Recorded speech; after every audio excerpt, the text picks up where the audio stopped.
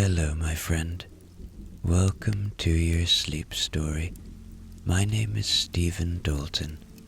I'm an Irish storyteller, and it's my great privilege to be the voice that you listen to as you go to sleep tonight.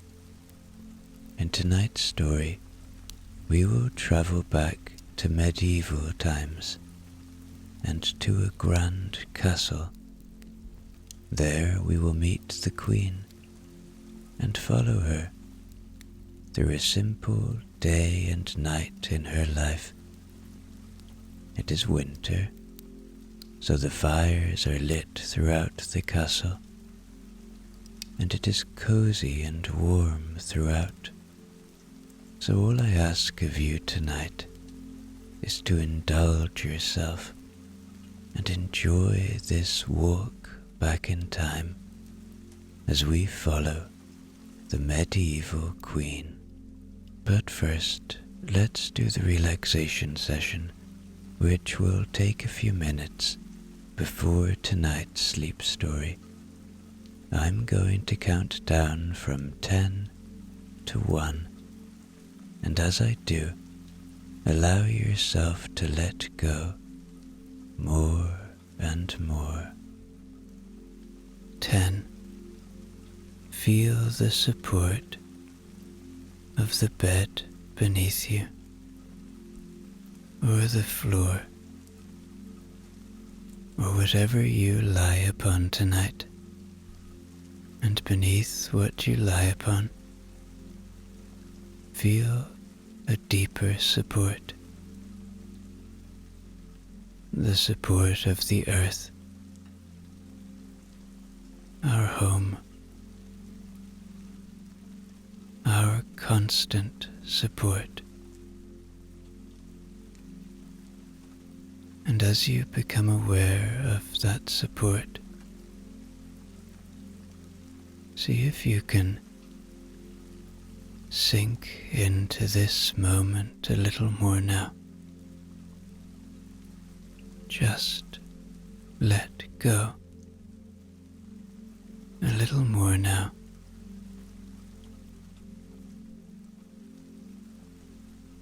9.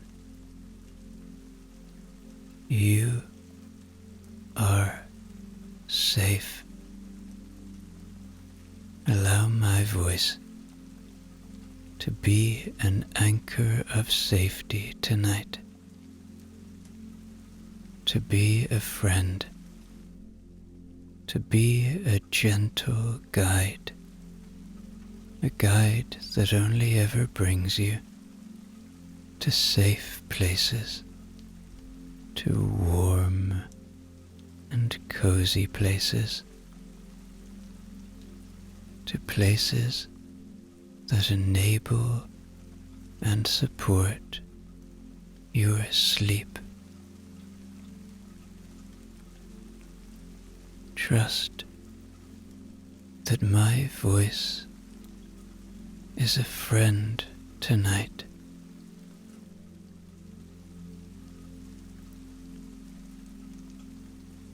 Eight. Feel into your body now. Notice where you might still be holding tonight. Notice where you may have pain or tingling or tension. Notice anything. Maybe you feel something in your feet or in your lower legs or your thighs or your belly, your chest, shoulders, your neck, your back, arms, hands, Or maybe you're like me and you hold tension in your face. Just see if you can soften a little now. This is a time for kindness to yourself and to your body.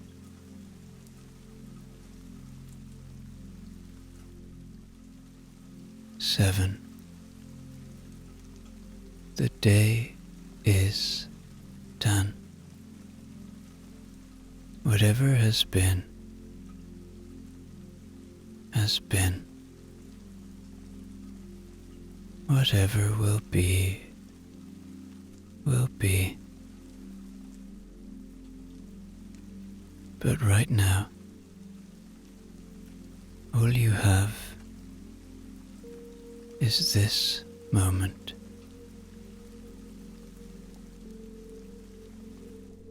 Your thoughts can't change what has gone before.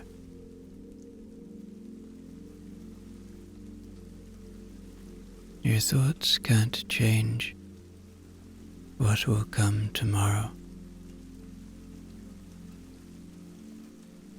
Your brain needs rest now. So, as thoughts come and go now, don't fight them.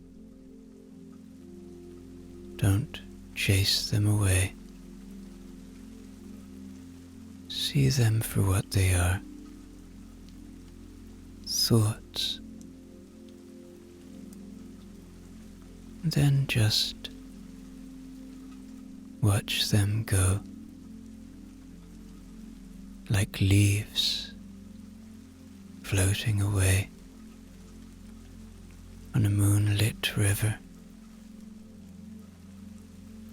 or clouds passing through a starlit sky.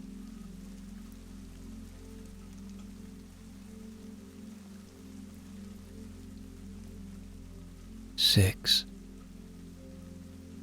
This is your moment.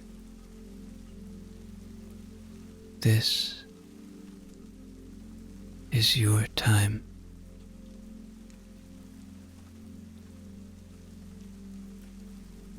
You have earned this moment of kindness to yourself.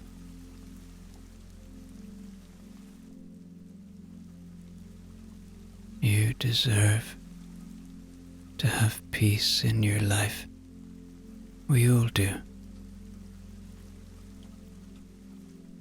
So, as you become aware of that fact, as you come to the understanding that we all deserve peace, see if you can settle into this moment a little more now, letting your body know that it's really time for rest.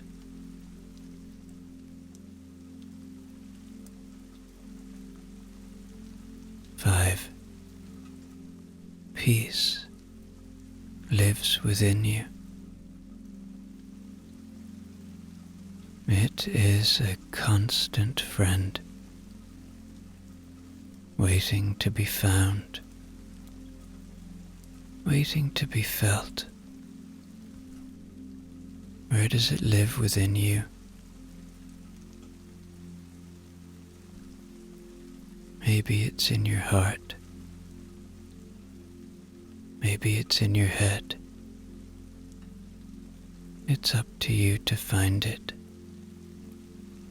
But I promise you it's there.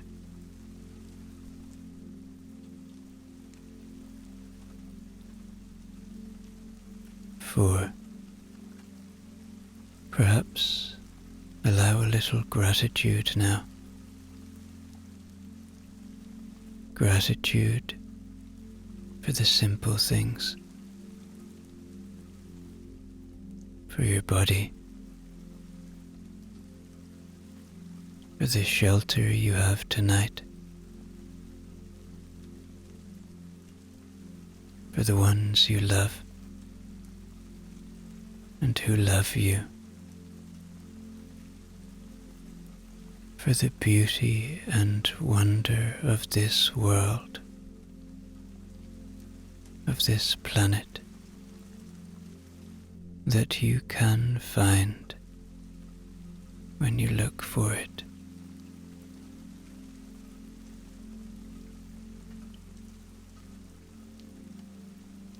Three, begin to engage with your imagination now. Begin to see a grand medieval castle. There is a storm outside, and it is raining, but the fires are lit inside, and it is safe and cozy there. 2. Checking in with your body one more time now. Finding the places you are holding still, and allowing yourself to give in, to allow the tension to ease away. Your body has worked hard for you today. It's time to give it rest. And 1. Completely letting go now, as I tell you tonight's sleep story. It was still dark when the fire was tended. In the great bedchamber at the top of the round tower of Kermont, a girl called Edith came in on quiet feet, as she did every morning before the bell, and knelt at the wide stone hearth. She stirred the banked embers with the iron, laid on 2 split logs of seasoned oak, and waited until the first flames took hold and began softly to crackle. Then she slipped out again, and the room was left to the firelight and the rain. The rain had been falling all night. It fell on the slate roofs of the towers, and on the lead of the chapel, on the cobbles of the inner yard, and the thatch of the stables, and it ran in long ropes from the gutters and gargoyles down into the moat. It drummed gently on the shutters of the Queen's tall windows, a deep, steady, endless sound, and beneath it, far off, the river that circled the castle moved high and brown and slow.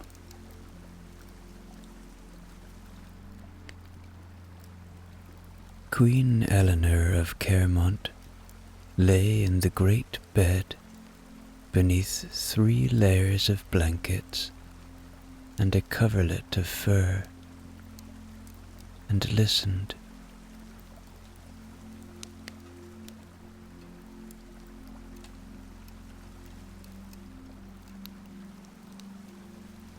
She had been half awake for some time, in that warm, shallow place between sleeping and waking, where the sounds of the world arrive without asking anything of you.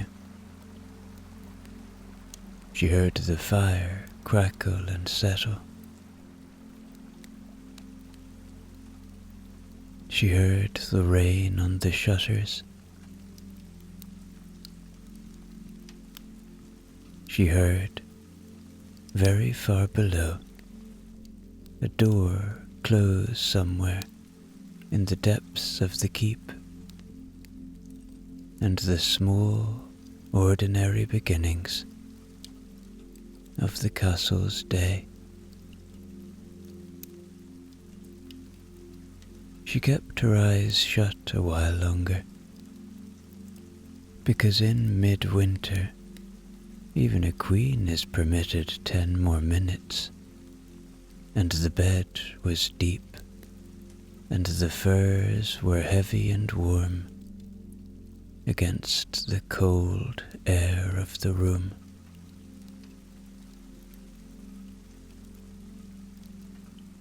When the chapel bell rang for prime, she opened her eyes.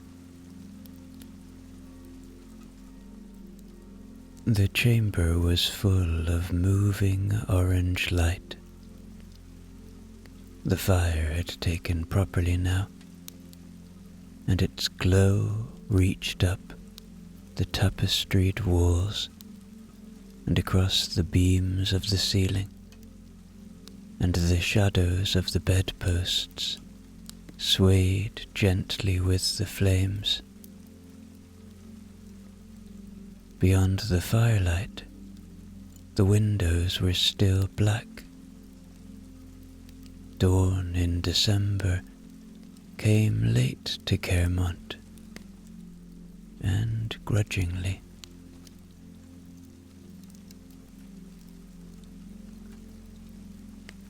The door opened, and Mathilde came in, carrying a candle in one hand and a folded gown over her arm, and behind her 2 girls with a basin and a tall jug of water that steamed.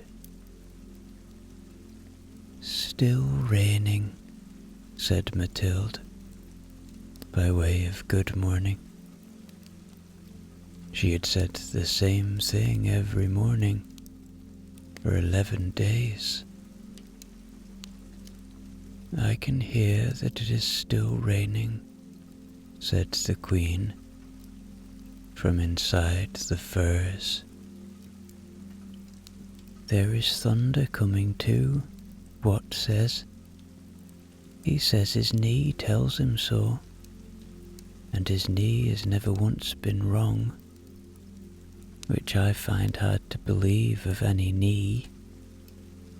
Mathilde set the candle on the chest at the foot of the bed, and held her hands out to the fire for a moment, as everyone did, all day, in every room of the castle, in winter. "The water is hot, madame. Come out before it isn't." So the Queen rose. The rushes on the floor were strewn with dried lavender and meadow sweet from the summer, and they released a faint, sweet ghost of warmer days as she crossed them. She washed at the basin by the hearth, where the heat of the fire kept the cold off her shoulders, with water warmed in the kitchens and scented with a little rosemary, and the steam rose up golden in the firelight. Then came the dressing, which in winter was a long, and layered business, and one she had long ago stopped hurrying. First, the linen shift, soft from years of washing, then thick stockings of grey wool, gartered at the knee, then a woolen kirtle the colour of dark honey, laced up the sides by one of the girls, whose fingers were quick and warm. Then over that, the winter gown itself, a deep madder red, lined throughout with fur, with sleeves so wide and heavy that they had a gravity of their own, a belt of plaited leather with a silver buckle, soft leather shoes over the stockings, and last, because the corridors of a castle in December are a country of their own, with their own bitter weather, a mantle of thick blue wool, fastened at the throat with a round gold brooch that had belonged to her grandmother.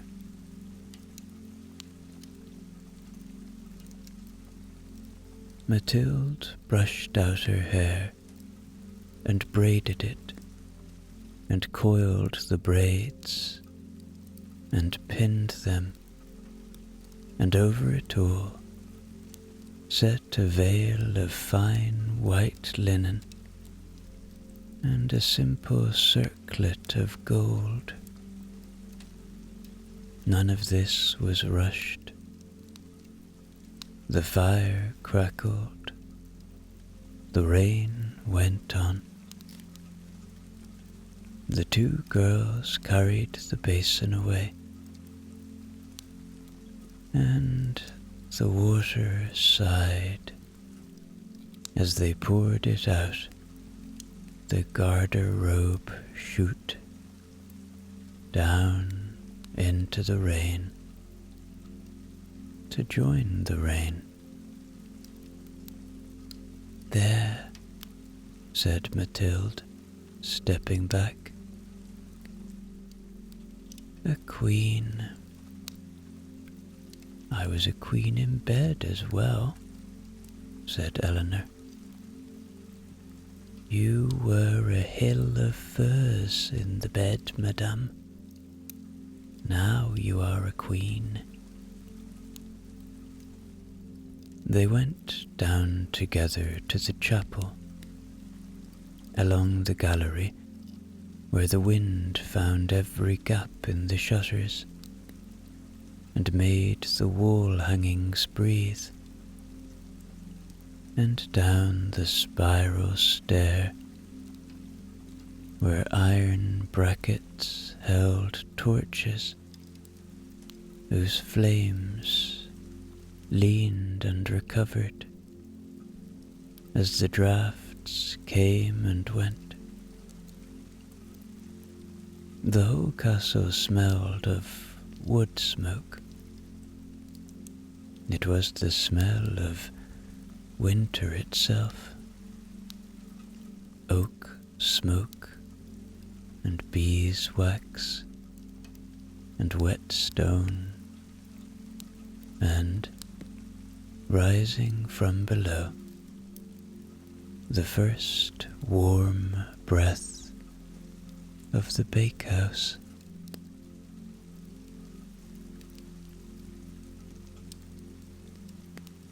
The chapel was small and very old, older than the rest of the castle, with thick walls and narrow windows of greenish glass that the rain ran down in trembling lines. Candles burned on the altar, and in the niches, dozens of them, each flame perfectly still in the sheltered air, and the breath of the small gathered household showed faintly in the candlelight.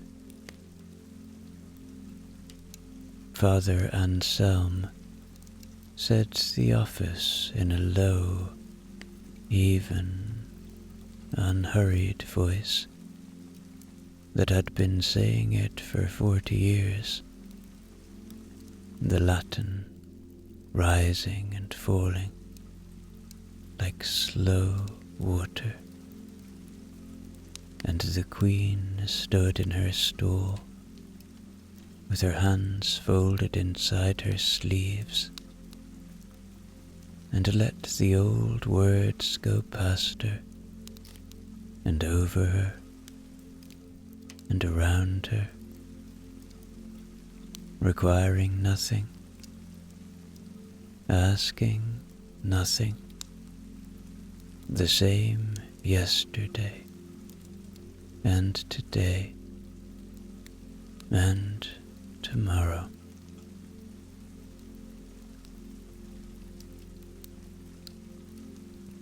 Outside, dimly, beyond the thick walls, there was a first long, low grumble of thunder. Far away, down the valley. What's nee? Thought the Queen, and bowed her head. It had predicted right. After chapel, she broke her fast in her solar, the small private room above the hall that was hers alone, where the best fire in the castle burned in a hearth carved with 2 long, thin greyhounds. Edith had been in here too. The logs were fresh, the flames were high, and the room was properly, deeply warm. Warm in the walls, warm in the cushions, the kind of warmth a room only has when a fire has burned in it every day for a month.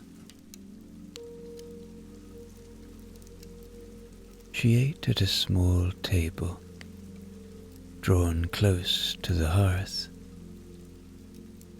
There was bread, still hot from the bakehouse, with a crust that crackled, almost like the fire itself, and sweet butter, and honey from the castle's own hives, and a dish of stewed apples with cinnamon.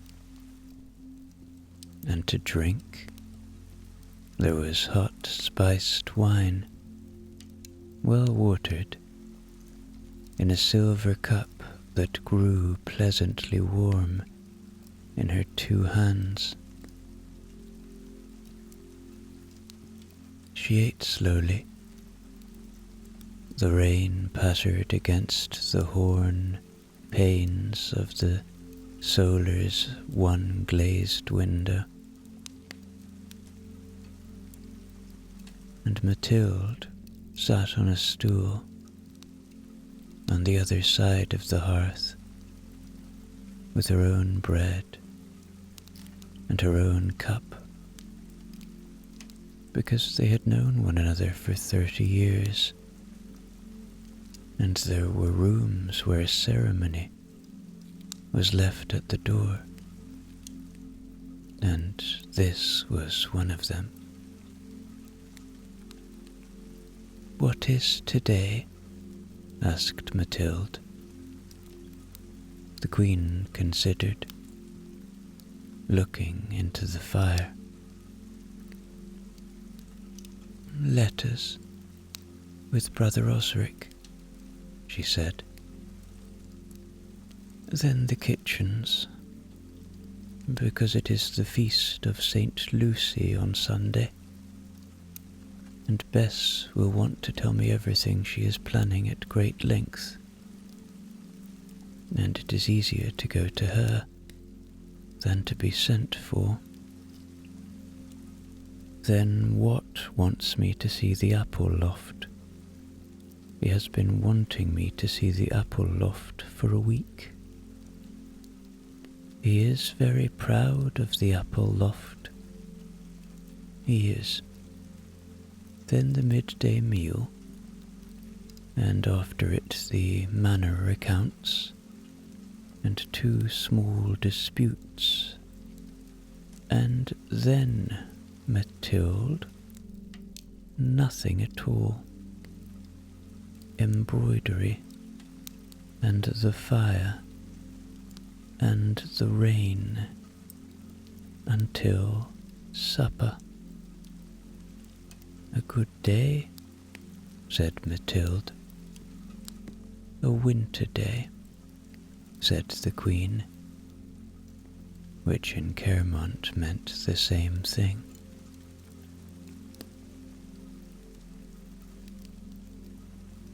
Brother Osric arrived as the bell rang terse, carrying his writing box and a leather satchel of correspondence, and shaking the rain from his cloak at the door like an elderly and dignified dog.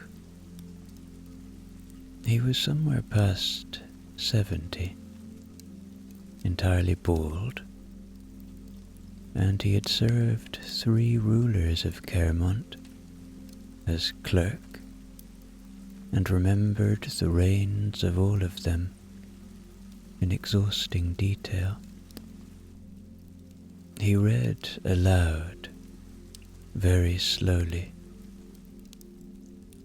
The Queen had long ago decided that this was one of the most restful things about him.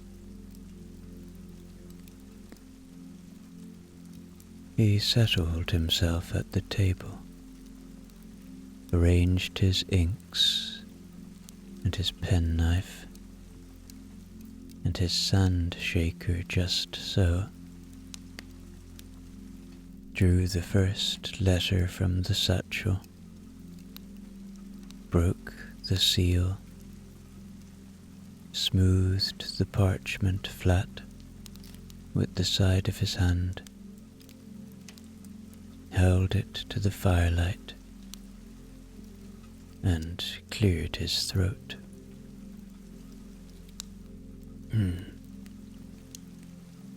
From the Abbot of Whitmere, he began. Greetings.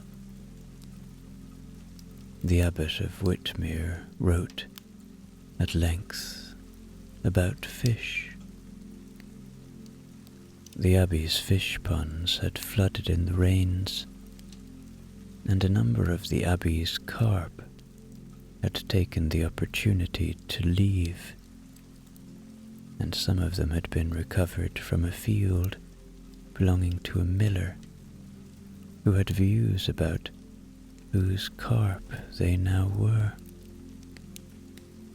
The abbot set out the history of the ponds, the lineage of the carp, and the character of the miller in that order. Brother Osric read all of it in his slow, deep voice, pausing at the difficult words, while the fire crackled and spat, and the rain ran on the window, and the thunder rolled in the distance. and the Queen sat with her chin on her hand and her eyes half closed, and listened to the matter of the carp as one might listen to a story told to children. "Write to the abbot," she said, when at last it was done, "that the carp shall be divided, half to the abbey, half to the miller, and the miller to help mend the pond walls in the spring in exchange, and greetings." "And greetings," murmured Brother Osric, already writing. His pen made a small scratching sound, very fine and dry, under the larger sound of the rain. The thunder came again while he wrote, a long, rolling note, like a barrel going slowly across a wooden floor somewhere above the clouds, and the fire dipped once in the draught and rose again.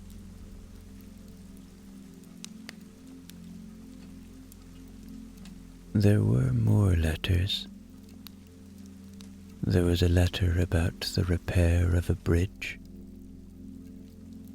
and a letter from her cousin in the north, complaining handsomely about the snow, and a letter from a wool merchant who wished to be allowed to build a second warehouse, and to each of them the Queen gave a measured answer, while the morning went quietly by.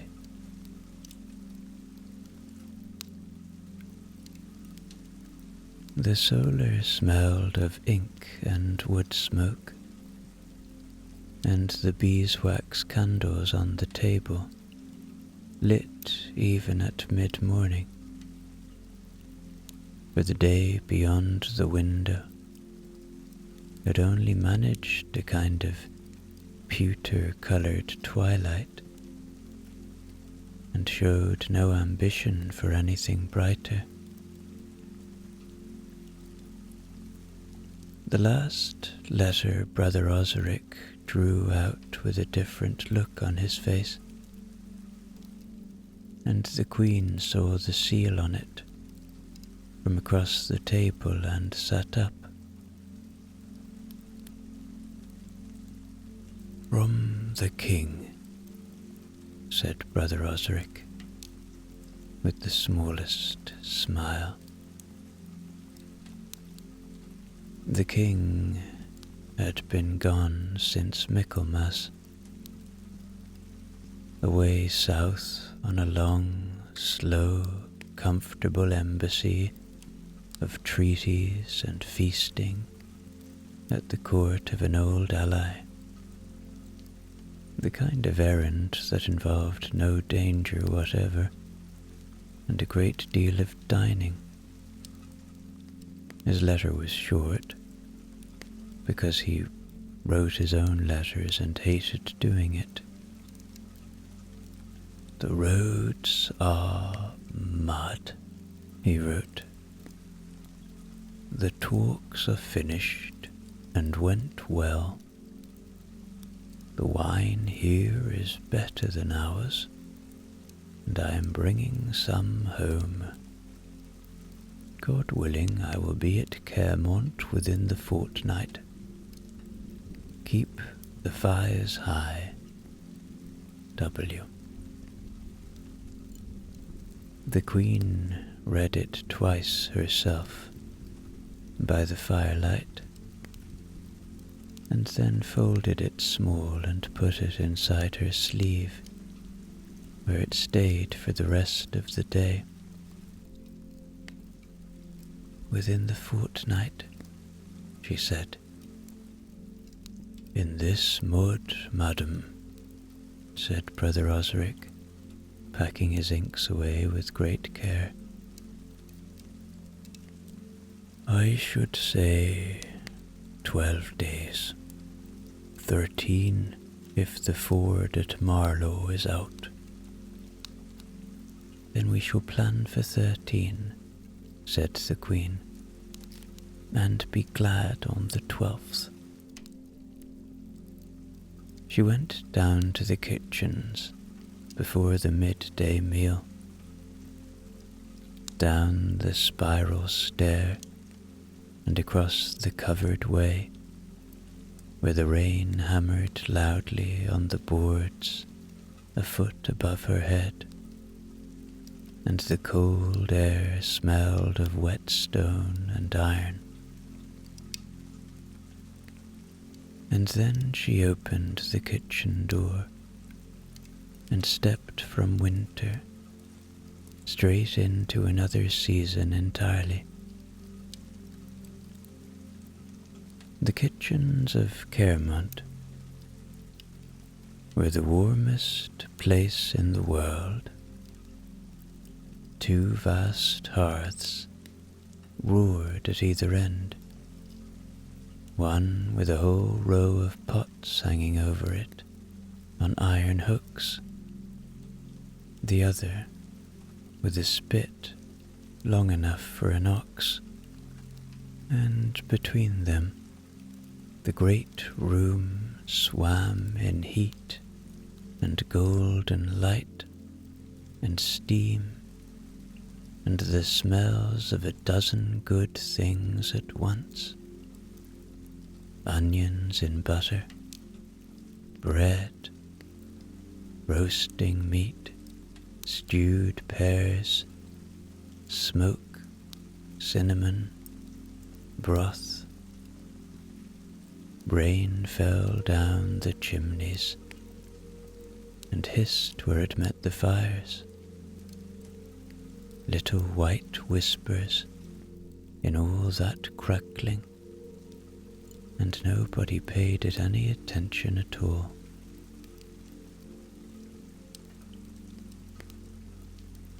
Old Bess ruled here. She'd been a kitchen girl when the Queen's husband's father was a boy, and she was now a small round woman of immense authority, with forearms like a blacksmith, and a wooden spoon that she carried as other rulers carry a scepter. She made the Queen sit on a stool by the nearer fire, put a cup of hot pear and ginger in her hands without asking, and told her everything about the feast of St. Lucy. There would be a soup of leeks and cream. There would be pike from the stew pond, and roasted geese, and a great pie of pork and dried plums that took 2 men to carry. The Queen listened to all of it, warm to her bones, while the fires roared and the spits turned and the rain hissed in the chimneys, and a cat the colour of ash slept on a sack of flour as if winter had never been invented. The apple loft was next, because a promise to Wat was a promise. He was waiting for her at the foot of the granary stair, hood up, lantern lit. Beside him with quiet pride and they dashed together across the corner of the yard, through the downpour. 6 steps, no more, but the rain was so hard now it bounced, and went up the wooden stairs into the long, dim loft above the granary.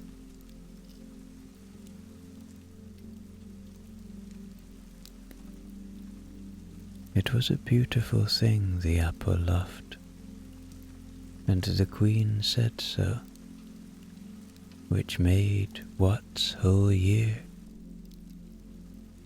The apples lay in their hundreds on slatted shelves of pale wood, each one set just so, not touching its neighbour, row upon row upon row into the shadows.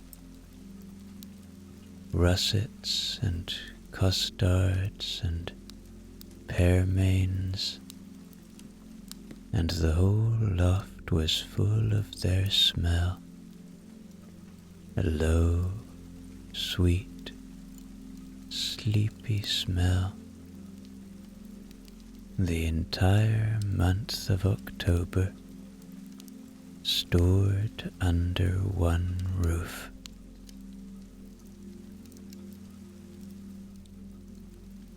The rain roared on the slates close overhead. Wat walked her down the rows with his lantern, turning an apple here, presenting an apple there,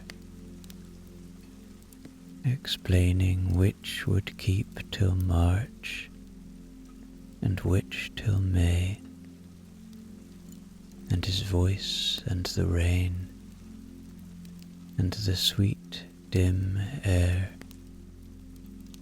made a kind of spell of it, so that the Queen was almost sorry when they came to the end of the last row, and it was time to go down to the hall and dine.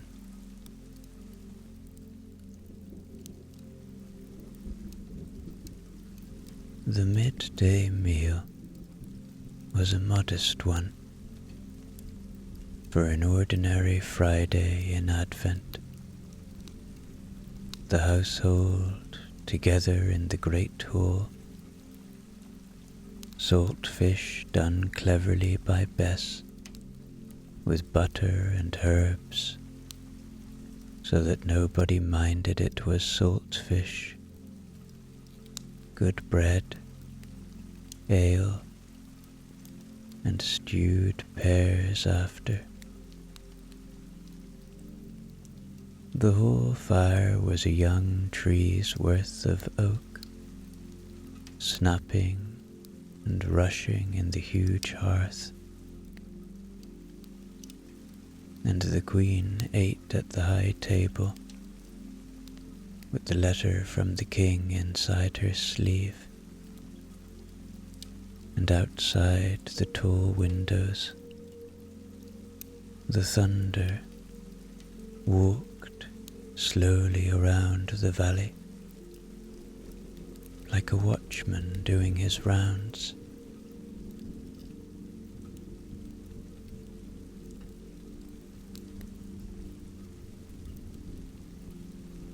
The afternoon was for the accounts, and 2 small disputes, and both were dealt with in the solar by the fire, with Brother Osric at her elbow, and the candles lit, and the day outside already giving up what little light it had.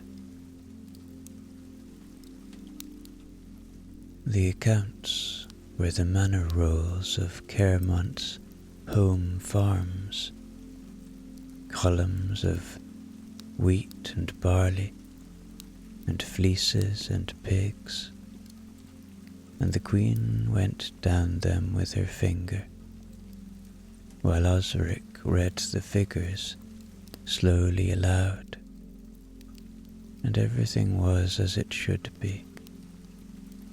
The harvest had been fair, the barns were full, the wool had sold well at the autumn fair, and the castle could feed itself twice over until the spring.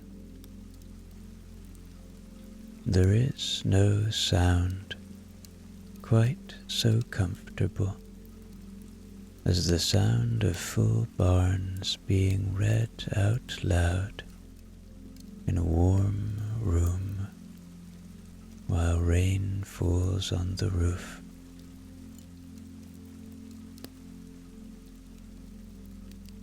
The disputes were smaller still. A man from the river hamlet held that his neighbour's geese were crossing onto his land and eating his winter cabbage, and the neighbour held that the geese were free spirits, whose movements no man could answer for. The Queen heard both men where they stood, steaming gently before the solar fire, dripping on the rushes, awed into mumbles by the room, and ruled that a fence would be built between the two plots, and that both households would share the building of it, and that the geese, whose opinion was not sought, would keep to their own side or be invited to the feast of St. Lucy in a different capacity. Both men went away satisfied, which is the most that can be asked of any judgment, and their boots could be heard going down and down and down the spiral stair until the rain swallowed the sound of them. And then, as promised, there was nothing at all. The Queen sat by the solar fire with her embroidery, a long border of vine leaves in green and gold thread for an altar cloth, and Mathilde sat opposite with the mending, and stretched out between them on the warm rushes lay Bran, the elder of the castle's 2 wolfhounds, a grey mountain of a dog, who had decided years ago that his duties lay wherever the best fire was, and who discharged those duties magnificently.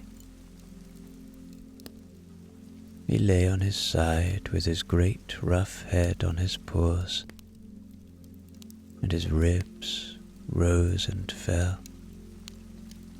and now and then his feet twitched as he ran down something splendid in a dream,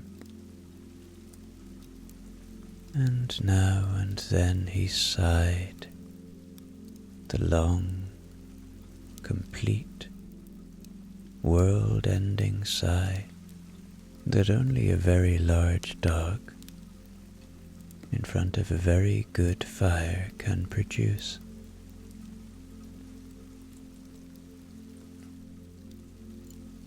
For a long time, the only sounds were the click of cymbals, the small whisper of drawn thread, the dog, the rain, and the fire. The fire had burned all day, and had reached that deep settled stage. A hot orange country of embers under the new logs, crackling away, ticking and sighing, collapsing inward from time to time, with a soft rush of sparks.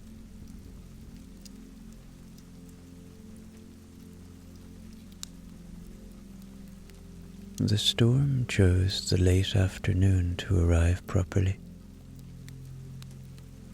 The thunder that had circled the valley all day came up the river at last and broke directly over Kermont. Great, slow, magnificent peals of it that rolled around the sky from one end to the other and made the window horn shudder gently in its lead, and the rain rose from a steady fall to a torrent that roared on the roofs and seethed in the gutters and turned the world beyond the window to grey water. Inside the solar, nothing changed at all. The fire crackled, the needles clicked. Mathilde glanced up at the loudest peal, decided against being impressed, and went back to her mending. There is no pleasure in the world quite like sitting in a warm, dry room, inside a wall 9 feet thick, while a storm does its utmost and fails. "He will be riding through this somewhere," said Mathilde, meaning the king. "He will be sitting in an inn by a fire the size of ours," said the queen, telling somebody a story they have heard before. "He has a gift for finding fires." The thunder rolled again, long and unhurried, and faded away north over the hills, and the rain settled back into its old steady drumming as the last of the daylight went.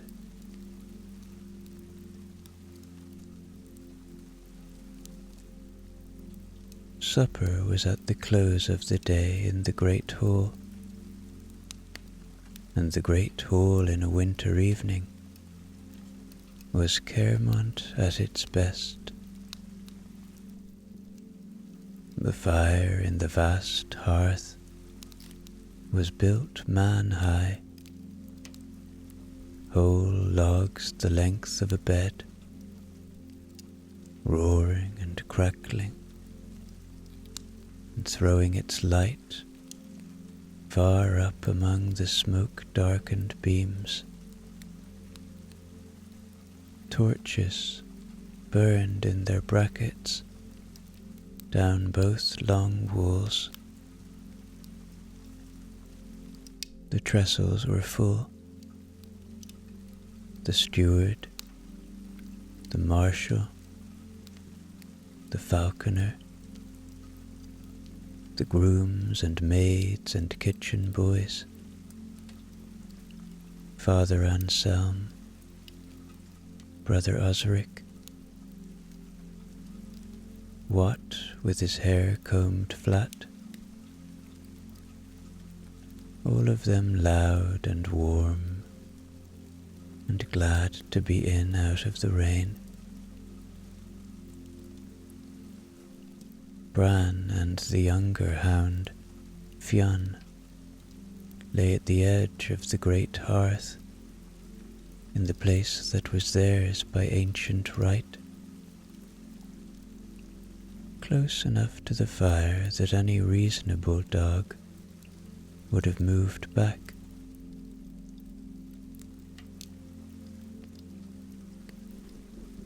They ate Bess's good leek soup and her salt fish fritters, and there was ale and bread, and a dish of those russets from the loft, roasted in the embers with honey until their skins split, and after the boards were cleared, the harper came and sat on his stool near the fire and played. He played the old slow tunes, the winter tunes, the ones everyone in the hall had known since before they could walk, and the talk sank gradually down under the music until the hall was only firelight and harp and rain.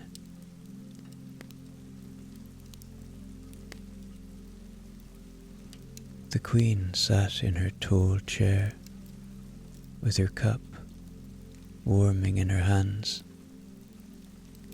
and watched the faces along the trestles soften one by one.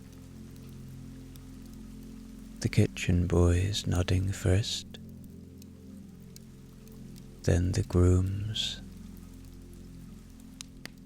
old Osric frankly asleep and upright with the dignity of long practice, and over it all the enormous fire, crackling and breathing, and slowly, slowly burning down.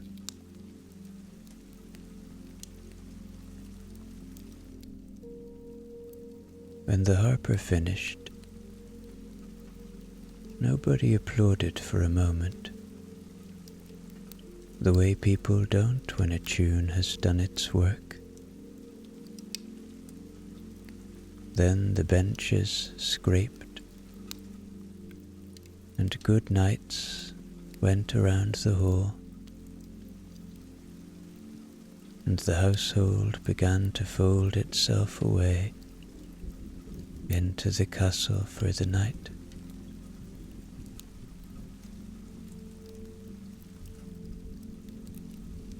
The Queen climbed the spiral stair behind a servant with a candle, up and round, up and round, past the arrow slits where the night and the rain breathed in cold and clean, and came at last to the great bedchamber at the top of the tower, where Edith had been one final time. The fire was fresh built and crackling. The bed had been passed through with the long-handled warming pan, and the coals in it had left the linen sheets toasted and sweet. The shutters were fastened tight, and on the other side of them the rain went on and on into the dark, and the thunder rumbled occasionally.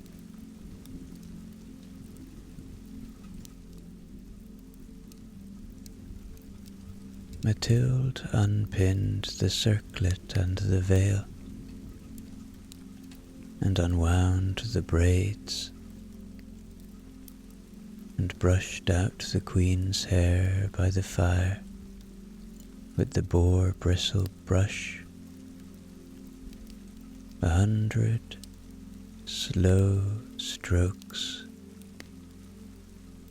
while the Queen sat on the stool in her shift, with a fur about her shoulders and her eyes closed.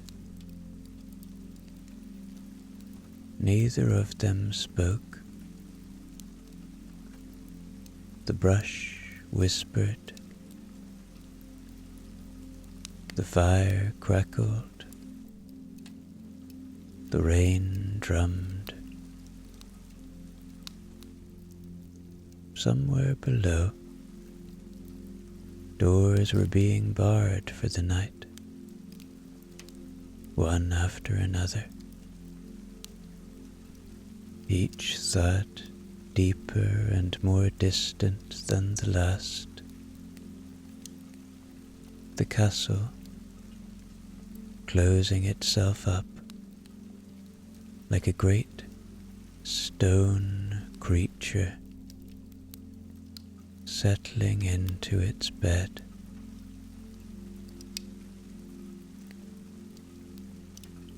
"12 days," said Mathilde at last, putting down the brush.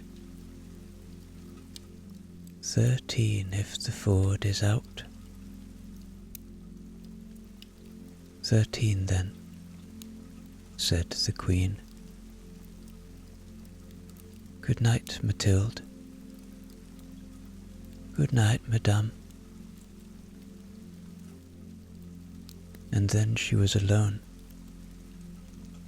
with the fire and the rain.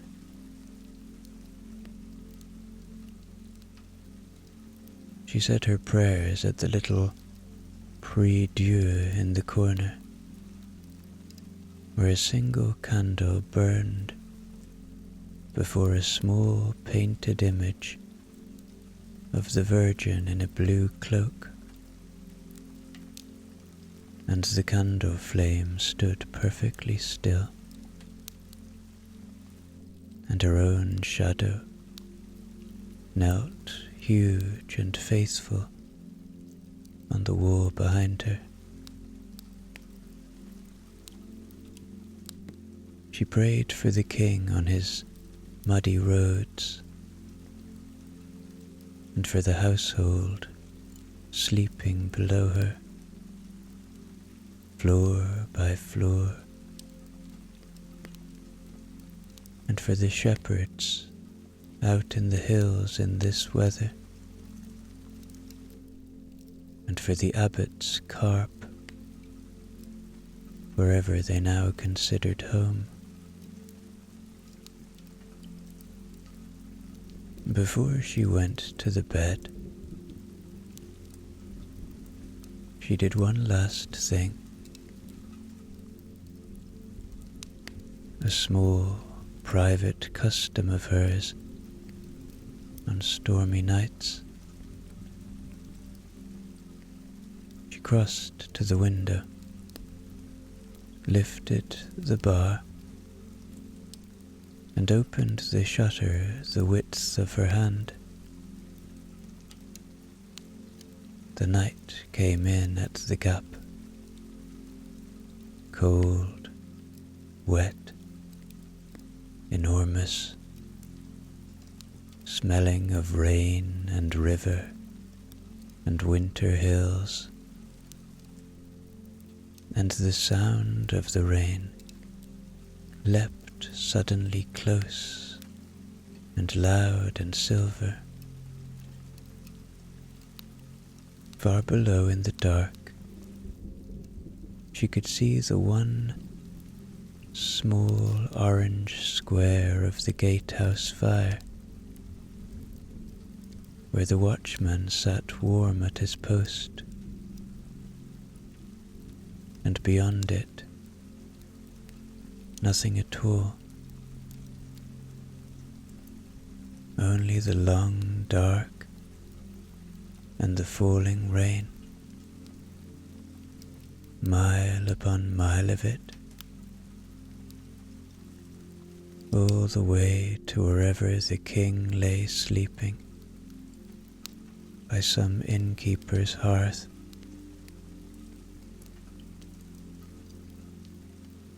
She let the cold touch her face for a moment,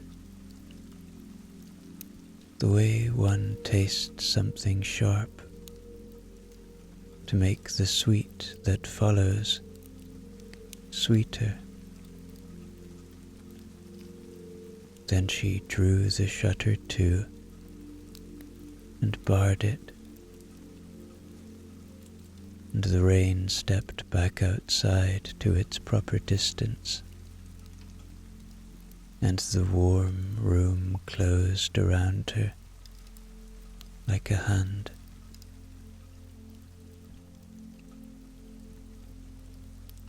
She snuffed the candle between finger and thumb, and crossed the rushes, and climbed into the great bed. The sheets were warm, the furs were heavy, the pillows smelled faintly of lavender from the summer that was past, and the summer that would come. She lay on her side, facing the hearth, and watched the fire through half-closed eyes.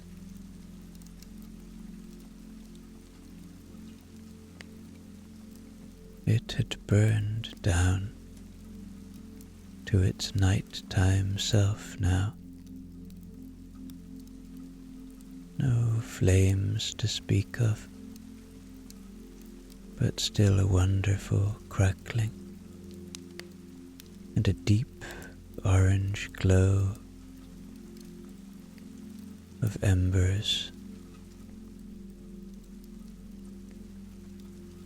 and one small blue gold tongue that rose and danced and vanished and rose again, and the soft irregular crackle and tick of the settling logs, like someone very old and very kind, talking quietly to themselves.